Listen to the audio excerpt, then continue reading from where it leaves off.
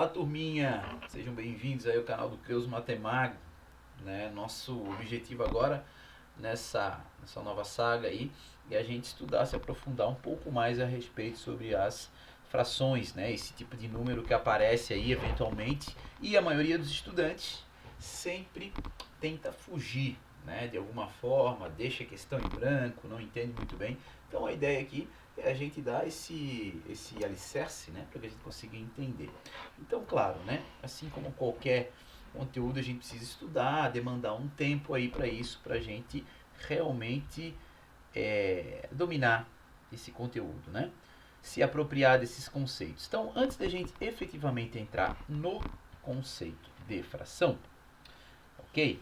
Eu quero falar um pouquinho a respeito sobre o conjunto dos números numéricos, os conjuntos numéricos. A gente começa estudando lá com a tia Jurema, lá, o primeiro conjunto que a gente estuda é o conjunto dos números naturais, formado pelo 0, o 1, o 2, o 3 e vai para o infinito, ok? Esse conjunto ele é bem legal. Ele é o conjunto que nós iniciamos aí as operações, porém, não sei se contaram a vocês, mas esse conjunto ele só satisfaz por completo duas operações, a operação de adição e a operação de multiplicação. Você vai dizer assim, pô, Creuso, mas claro que eu consigo subtrair dentro dos inteiros, né? Você consegue algumas possibilidades, tá? Mas você não consegue na sua essência. Por que isso quer dizer, né? A gente fala que isso é uma propriedade do fechamento, né? Ele é fechado na soma, fechado na multiplicação. Mas não é fechado na subtração nem na divisão, né? Como assim? Se você escolher dois naturais, seja quaisquer dois números naturais, sei lá, aleatório, eu vou escolher o 2 e eu vou escolher o 7. Na hora que eu for somar esses dois números, ok? Então aqui eu tenho 9. Esse cara é natural e é natural. Então sempre que eu somo dois naturais, o meu resultado vai ser, a minha soma vai ser natural, ok? Isso vai acontecer também na multiplicação. Sempre que eu fizer isso, também o meu produto aqui ele vai ser natural, que é um vezes, tá? Porém, isso não acontece na subtração, né, gente? Algumas subtrações a gente consegue fazer. Por exemplo, se eu tenho 7 e eu tiro 2, e esse cara aqui dá 5, show de bola. 7 é natural, 2 é natural e 5 é natural. Agora, se eu tenho 2 e eu tiro 7, né, eventualmente esse resultado não existe dentro dos números naturais. E é aí que é o problema do conjunto dos naturais, né? Então, esse resultado que a gente vai ver, ele vai ser menos 5 e ele vai pertencer a um outro conjunto numérico. Né? Então, existe um outro conjunto que contempla o conjunto dos naturais, que é o conjunto dos inteiros.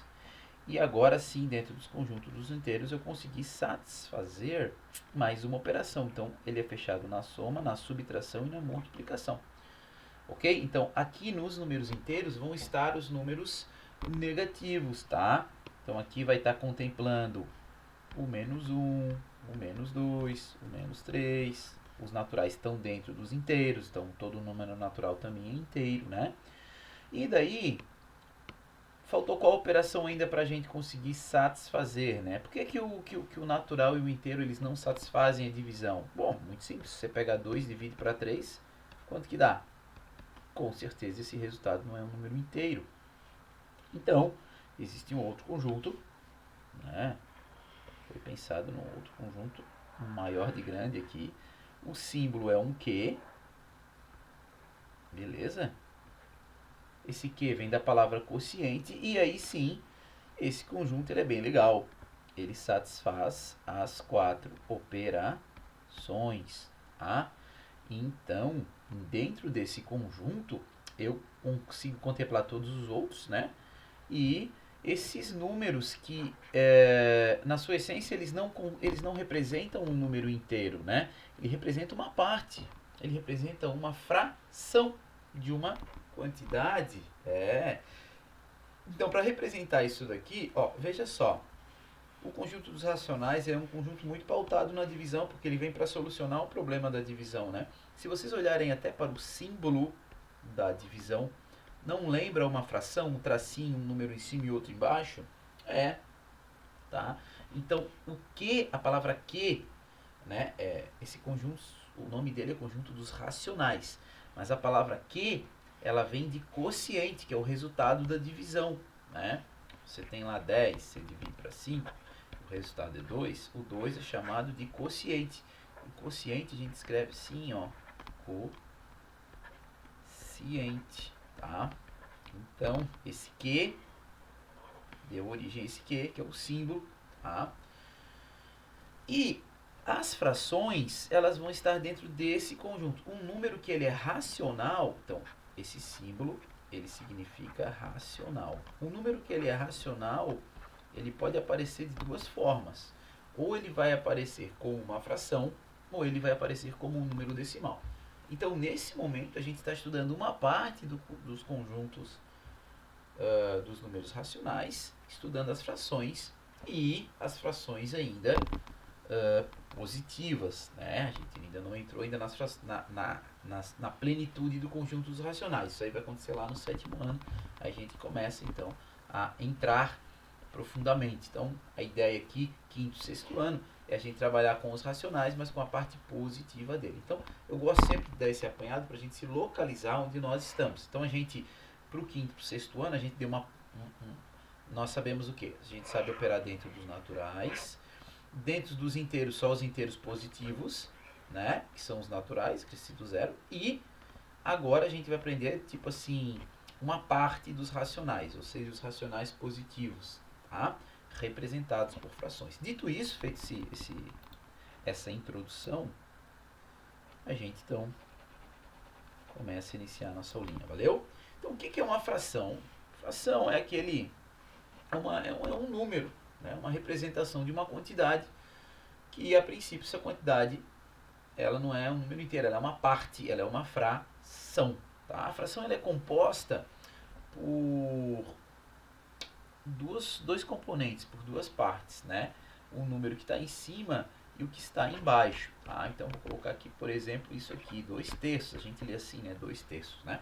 Então, esse número que está em cima, nós chamamos de numerador. É importante saber o nome dos elementos que compõem aí de numerador. Tá, ó, ficou meio grandão ali, mas é óbvio. E o 3 é o nosso denominador. Tá? Já vou dizendo de antemão que o número mais importante numa fração é o de baixo. É o primeiro que você tem que olhar. É o denominador. O denominador ele tem uma função primordial que é nos informar a quantidade de partes que nós estamos dividindo a nossa coleção, o nosso conjunto, a nossa quantidade. Então, ele é o cara que vai dizer, ó, estamos dividindo em 3 partes, nesse caso, ou estamos dividindo em 10, ou estamos dividindo em, sei lá, em 11, tá? Então, ele é o responsável pelo número de partes, tá? Número de partes a ser dividido.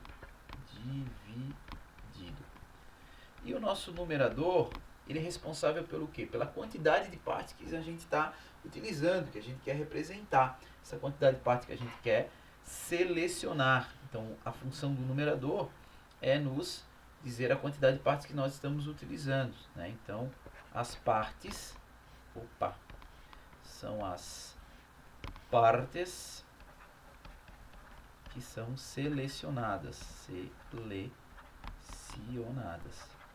Tá?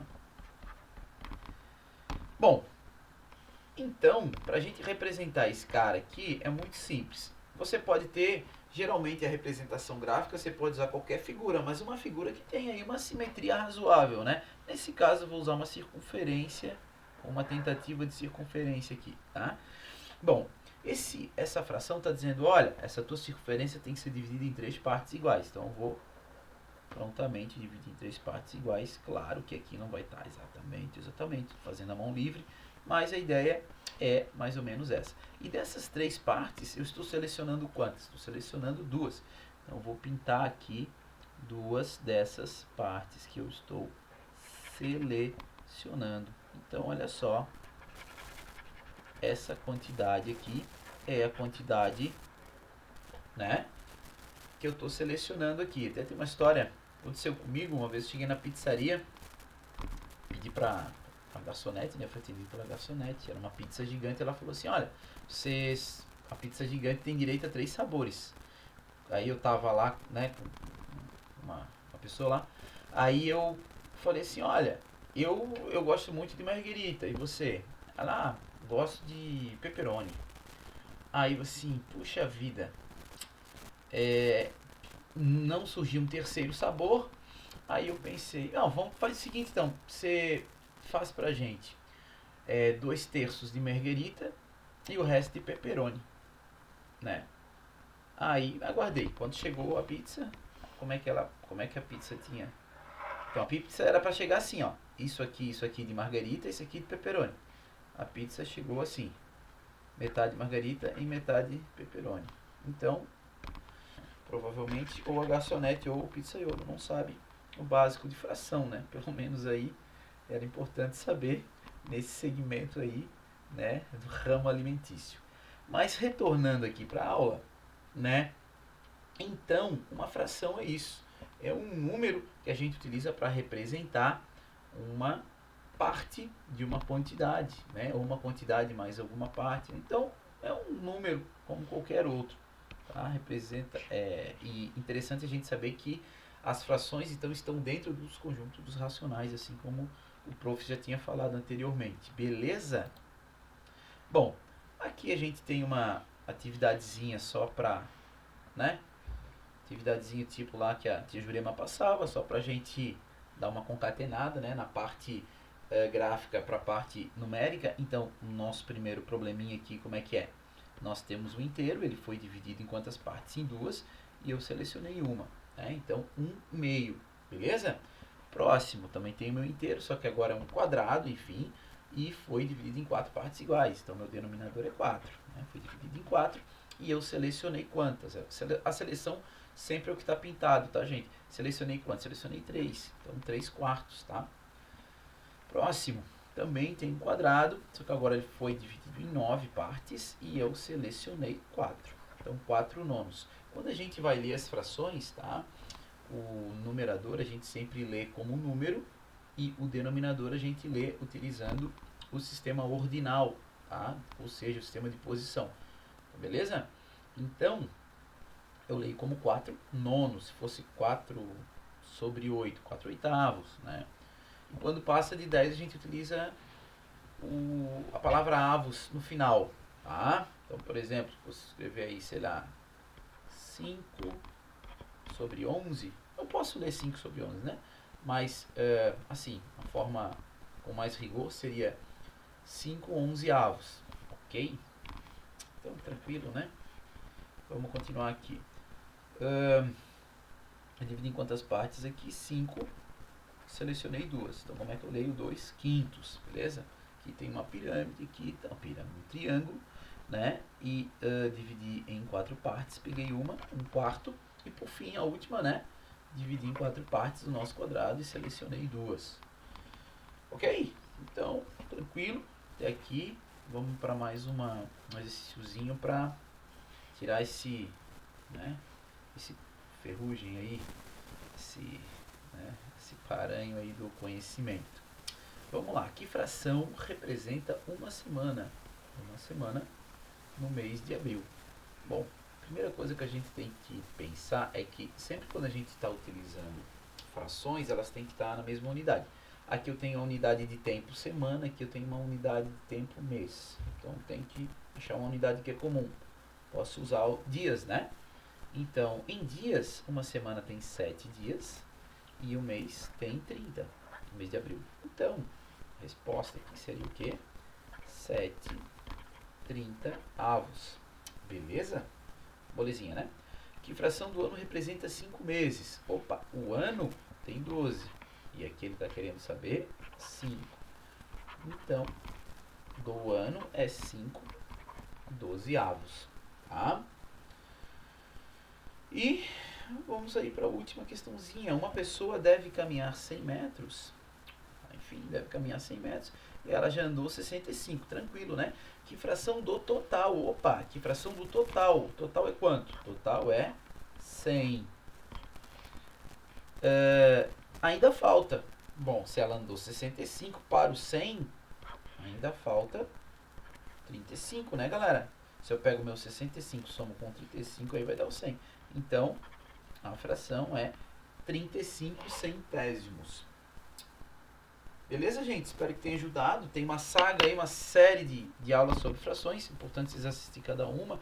Sempre vou estar fazendo algumas atividades. Aí no final vai ser uma aula só com exercícios envolvendo frações, tá? A gente culmina lá na parte de expressões numéricas. Beleza? Valeu! Se puder deixar um like, som aí, que Deus agradece. E até a próxima aulinha.